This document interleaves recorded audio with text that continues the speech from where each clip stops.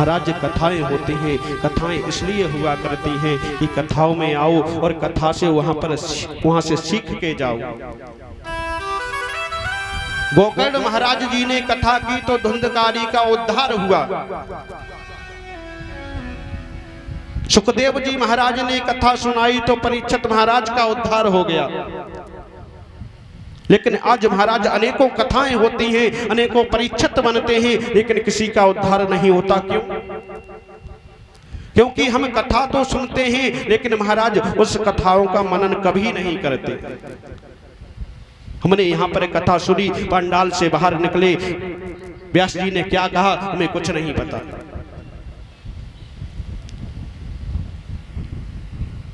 उद्धार कब होगा? जब कथा आप सुनो और उस पर मनन भी करो। और महाराज ये हम कह रहे हैं, इसमें हमारा कोई फायदा नहीं है। हम तो कथा कहने आए हैं। कथा आज विश्राम दिवस है, यहां से चले जाएंगे। आपने कथा सुनी, आप मनन करोगे उस पर, इसमें आपका फायदा है। हम तो कहीं और जाकर फिर से कथा सुनाएंगे।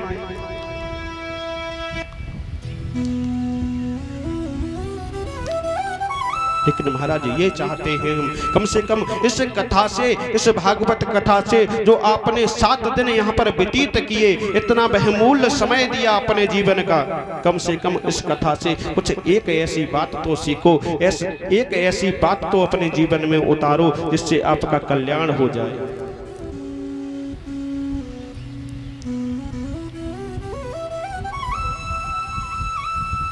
अपने पुत्रों को ऐसे संस्कार दो जो हमेशा संतों की सेवा में लगे रहे, भगवंत की सेवा में लगे रहे। और आपका अगर पुत्र भगवान का प्यारा बन गया, भगवान का भक्त बन गया, तो तुलसीदास जी महाराज ने भी लिखा है कि पुत्रवती जुवती वही नारी, पुत्रवती वही नारी हुआ करती है जिसका पुत्र अगर राम भक्त निकल गया। वरना आपकी कोख बस व्यर्थ है जिसने पुत्र को जन्म दे दिया और इधर उधर घूम रहा है, ऐसे संग में पड़ गया, कहीं मदरा का पान कर रहा है, कहीं कुछ कर रहा है। अगर आपका पुत्र भगवान का भक्त निकला है तो आपकी कोख असल में धन्य है। और वो मैया हमेशा धन्य है जिसका पुत्र भगवान का भक्त निकलता है।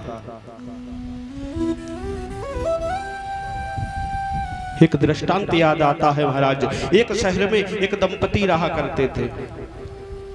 दोनों दंपति अध्यापक थे, सरकारी अध्यापक थे। उनके 2 पुत्र थे। उन्होंने अपने पुत्रों को खूब पढ़ाया लिखाया।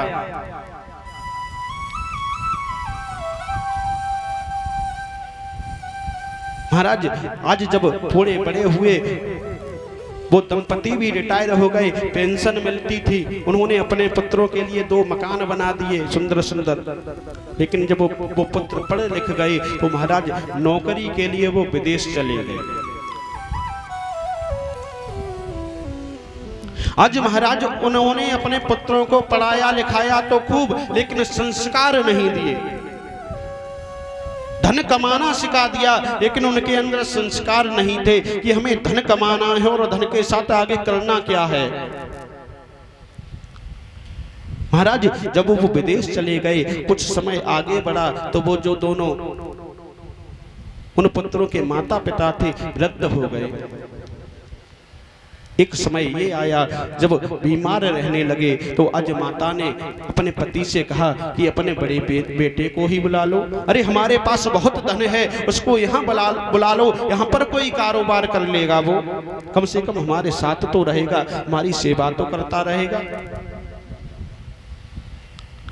आज महाराज पिता ने फोन किया अपने बड़े बेटे को, कहा बेटा तुम्हारी माँ बीमार रहती है और वो चाहती है तुम यहाँ पर आ जाओ। बेटा तुरंत कहने लगा पिताजी अरे हम वहां पर कैसे आ जाएंगे, हमारी यहाँ पर नौकरी है, कितना कमाते हैं हम। पिताजी ने कहा बेटा कोई बात नहीं, यहाँ पर हम कारोबार डाल देंगे तुम्हारे लिए, कोई बहुत धन है हमारे पास। वो बेटा कहने लगा, पिताजी तुम्हें नहीं पता कितने खर्चे बढ़ गए हैं। अरे हमारी भी पत्नी है, हमारे पुत्र हैं, उनका बहुत खर्चा है और यहाँ पर हम बहुत कमाते हैं, वहां पर उतना नहीं मिलेगा। आज मना कर दिया उसने आने से। छोटे बेटे को फोन लगाया, कहा बेटा तुम्हारे बड़े भाई ने तो मना कर दिया, तुम ही आ जाओ। तुम्हारी माँ बीमार रहती है और हमें भी आवश्यकता है, हम भी वृद्ध हो गए हैं।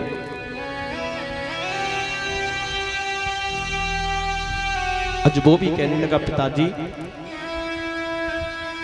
हमें आगे बहुत कुछ करना है, यहाँ पर अभी अभी हमारी नौकरी लगी है, अगर हम वहां पर आ गए तो नौकरी छूट जाएगी।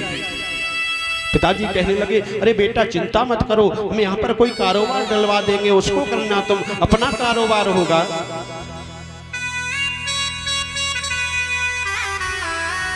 बेटा कहने लगा, अरे पिताजी तुम नहीं जानते, अपने कारोबार में बहुत टेंशन हुआ करती है। अरे ये नौकरी है, बहुत अच्छी नौकरी लगी है, और अगर माताजी बीमार हैं हम रुपए भेज देंगे, उनका इलाज करा लो, कोई नौकर रख लो जो माताजी की सेवा करता रहेगा। और जैसे ही पिताजी ने सुना कि बेटा कह रहा है कि एक नौकर रख लो जो माताजी की सेवा करता रहेगा, पिताजी सोचने लगे कि यही हमारे पुत्र हैं, हमने इन्हें इतना पढ़ाया लिखाया, इतना आगे बढ़ाया, और आज यही हमसे कह रहे हैं कि एक नौकर रख लो। अरे हर बाप चाहता है, हर माता चाहती है कि जब बाप बूढ़ा हो, मैया बूढ़ी हो, तो उसका बेटा उनके साथ हो। लेकिन आज मैं क्या देख रहा हूं, मेरा ही बेटा मुझसे कह रहा है कि एक नौकर रख लो। आज पिताजी ने फोन रख दिया। मैया ने पूछा कि क्या कहा बेटे ने।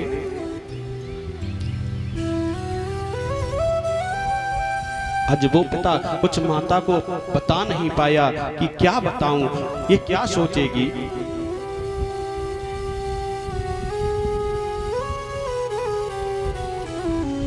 आज महाराज कुछ समय व्यतीत हुआ, वो पिता भी बहुत बीमार हो गया, और इतना बीमार हो गया महाराज, आज वो अपने चारपाई से उठ नहीं पाता।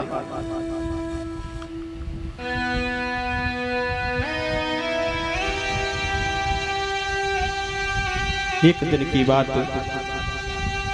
कि उस पिता ने अपने प्राण वहीं पर त्याग दिए, मर गया वो। और जैसे ही देखा कि वो मर गए हैं, तो उनकी पत्नी को फालिस मार गई और महाराज वो वहीं पर गिर पड़ी। आज वहां से उठ नहीं पा रही, इतना भी नहीं उठ पाई कि फोन उठा लेती और अपने पुत्र को फोन करके कह देती कि ये मर गए हैं। कुछ समय व्यतीत हुआ तो वहीं पर पड़ी वो मैया भी मर गई। पड़ोसियों ने देखा कि बहुत दिन हो गए, ये दरवाजे लगे हैं, बहुत दिनों से ये दरवाजे नहीं खुले। कुछ लोग आते जाते थे तो उन्होंने देखा, कम से कम जाके देखे तो कि अंदर हो क्या रहा है, कहाँ गए हैं ये लोग। ऐसे ही कुछ पड़ोसी अंदर गए, अंदर देखा कि दोनों की मृत्यु हो गई है, दोनों पड़े हुए हैं।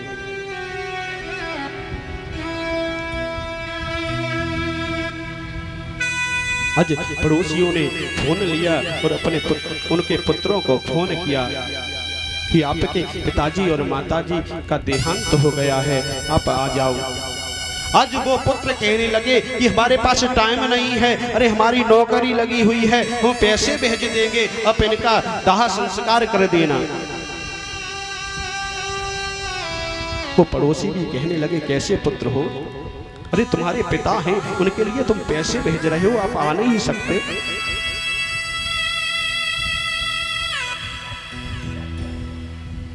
आज उन पड़ोसियों ने कह दिया कि तुम्हें पैसे भेजने की भी जरूरत नहीं, ये हमारे पास में रहे हैं, यहाँ पर इनका अंतिम संस्कार भी हम कर देंगे। आज उन पड़ोसियों ने अंतिम संस्कार किया। इसलिए कहते हैं महाराज इतना संस्कार सिखा दो कि जब आपको उन पुत्रों की जरूरत पड़े तो वो आपके साथ खड़े हों।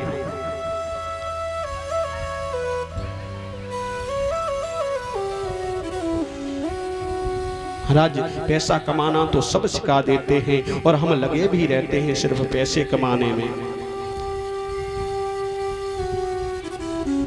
लेकिन हमारा जीवन तब सफल होगा जब अपने पुत्र को संस्कारवान बना दे।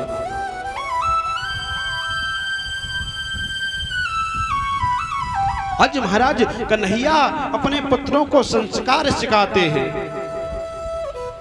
अपने पुत्रों के साथ बैठ जाते हैं और संस्कार सिखा रहे हैं कि बेटा तुम्हें हमेशा संतों का सम्मान करना चाहिए, अपने बड़ों को सम्मान करना चाहिए।